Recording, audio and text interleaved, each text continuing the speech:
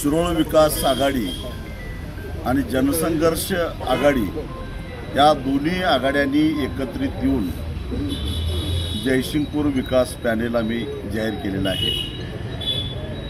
हे आमचं जे पॅनेल आहे हे आमच्यामध्ये असणारे वैचारिक जे काय अंतर आहे ते बाजूला ठेवून, राजकीय जोडे बाजूला ठेवून केवळ जयसिंगपूर शहरामध्ये चालू असणारी ही जी मक्तेदारी आहे ती मक्तेदारी मोडून काढण्यासाठी इथं जयसिंगपूर ही राजर्षी शाहू महाराजांनी वसवलेली जयसिंगपूर नगरी आहे। इथं कोणी मालक असू शकत नाही।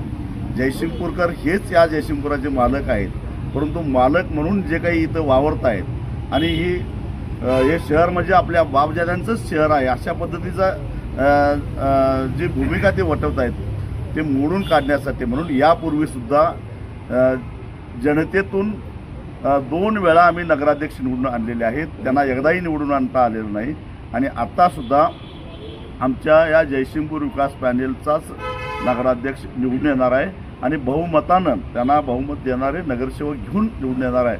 आणि आज जयसिंगपूर शहरामध्ये झालेली रस्त्यांची दुरावस्था, वायरी गटारांचा उडालेला बोजवारा, स्ट्रीट लाईटच्या नावाखाली झालेला प्रचंड भ्रष्टाचार, शहराच्या आजूबाजूला असणाऱ्या शेतकऱ्यांच्या जमिनीवर आरक्षण टाकणं आणि त्या जमिनी स्वतः विकत घेणं आणि विकसित करून प्रचंड पैसा कमावणं, आरक्षण उठवून हा जो गोरखधंदा सुरू झाला आहे हे सगळं मोडून जयसिंगपूर शहरातल्या प्रत्येक माणसाला ताट मानेनं जगता यावं अशा प्रकारची परिस्थिती निर्माण करण्यासाठी इथल्या झोपडपट्टीतल्या गोरगरिबांची पोरं नगरपालिकेच्या शाळांमध्ये शिकत असतात, त्यांना उच्च दर्जाचं चांगल्या दर्जाचं नगरपालिका शिक्षण मंडळाची गुणवत्ता वाढवून शिक्षण देणं यासाठी आम्ही एकत्रित आलेलो आहोत आणि आम्ही याच्यामध्ये यशस्वी होणार आहोत। ही आघाडी कुरुंदवाड आणि शिरोळमध्ये अशीच राहणार का? ही आघाडी जयसिंगपूर शहरापुरती मर्यादित आहे। मी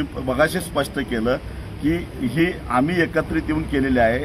याचा महाराष्ट्राच्या राजकारणाशी, याचा जिल्ह्याच्या राजकारणाशी काही संबंध नाही आहे। आता बंटी पाटील आणि मुन्ना माडिक एकत्र आले ही चर्चा आहे। कोणी सांगितलं? इथं आम्ही एकत्र आलेलो आहे, आम्ही एकत्रित आलेलो आहे।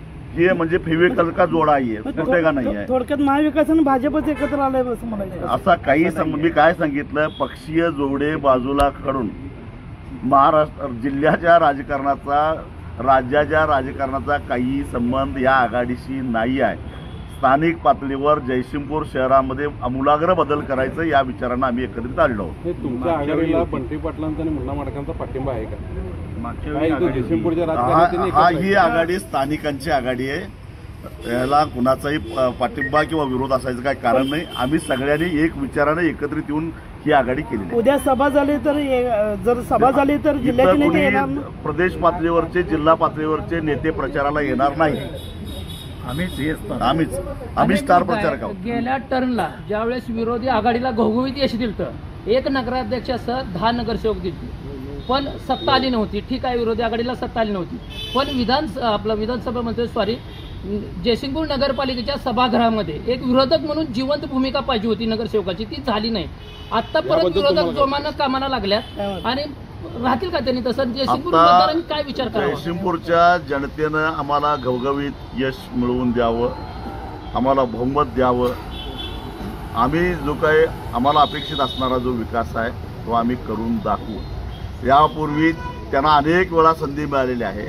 विरोधकांना एकदा संधी देणं हे जयसिंगपूरच्या जनतेचं सुद्धा कर्तव्य आहे। जयसिंगपूर शहराच्या नागरिकांच्या दृष्टीने सर्वसामान्य एक प्रश्न, निवडून यायच्या आधी राजकीय नेते आम्ही हे करू, आम्ही ते करू असे आश्वासन देतात आणि निवडून आल्यानंतर नागरिकांच्या हातात तुरा देतात आणि राजकीय आपल्या ह्याच्यापोटी, म्हणजे जो आपला राजकीय बळ मिळतो त्याच्यापोटी स्वतः आवेदन सुरू ठेवतात। याबद्दल तुमचं काय मत आहे?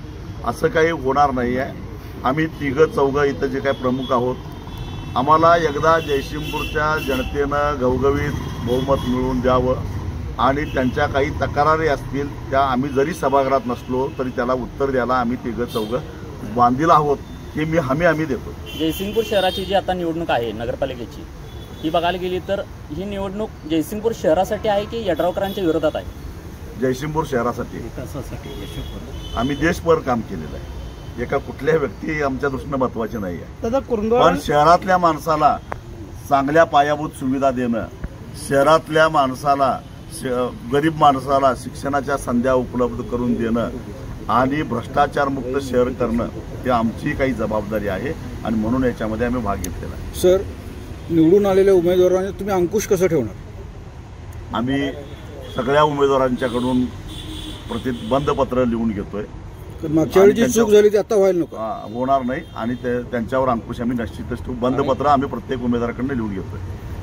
राजसिंग शाहू आघाडीकडे भाजपच्या काही नेत्यांनी पाठिंबा देऊन त्यांच्या आघाडीमध्ये कुठला पक्ष कुठीकडे आहे याच्याशी काही देणं घेणं. आम्ही पक्षाच्या पलीकडे जाऊन जयसिंगपूर शहर डोळ्यासमोर ठेवून आघाडी केली.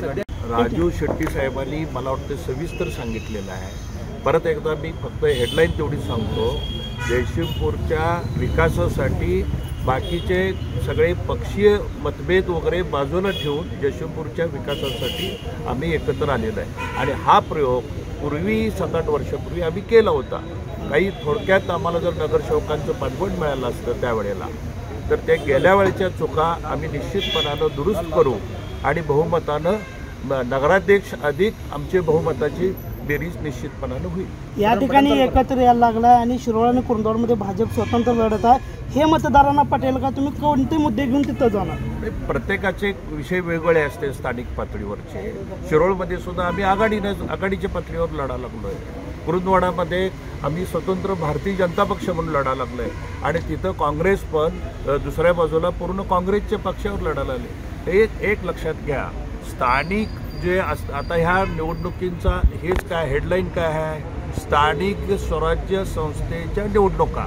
स्थानिक पातळीवर ज्या ज्या गोष्टी असतात त्या पातळीवर युती होत असती आणि ह्यात पक्षीय ह्याचा जयसिंगपूरच्या याचा काही संबंध नाही आहे. आणि आत्ताची पत्रकार बैठक ही माझ्या माहितीप्रमाणे जयसिंगपूरसाठी आहे. मी शिरोळ आणि कुरुंदवाडची पत्रकार बैठक आम्ही घेणार आहे. तिथं ते स्वतंत्र प्रश्न विचारा, त्याचे उत्तर आम्ही सविस्तरपणे देऊ. अनेक प्रश्न असा आहे की नगराध्यक्ष सोडून बरेचसे नगरसेवक राजसिंग शाहू आघाडीमध्ये आता उमेदवारीसाठी राहिलेले आहेत. तुमच्याबरोबर असणारे गेल्या वर्षी पुढं त्याबाबत तुम्ही काय निर्णय घेतला? ते बरेच निर्णय- नगरसेवक कुठले आहेत तुमच्याबरोबर? आता आमचे जिल्हाध्यक्ष राजवर्धन आम्ही त्यांना उमेदवारी दिली म्हणून ते तिकडे गेले असतील. नाही मला त्याच्यावर कॉमेंट्स करायचं नाही. शेवटी एक लक्षात घ्या, हा पक्ष राष्ट्रीय पक्ष आहे, भारतीय जनता पक्ष. हे काय कुठल्या गल्लीत आणि ह्याच्यातला पक्ष नाही. तिथं आमची कमिटी असती, जिल्हा लेवलची असती, राज्य लेवलची असती. त्यांच्याकडं हे सगळं आम्ही कानावर घातलेलं आहे. त्यांच्या सूचनेनुसार आम्ही आता राजवर्धन निंबाळकरांनी त्यांना शोकाज नोटीस दाखवलेला आहे. ते 15 दिवसामध्ये त्यांनी उत्तर देतील. मग ती पक्षाची आमची कमिटी आहे, जिल्हास्तरीय आणि राज्यस्तरीय, ते काय तो योग्य निर्णय घेते. तो त्यांचा अधिकार आहे. आपण कशाला त्याच्यात आता पुढे गेला, तो विषय जुना झाला. चला पुढे जाऊ.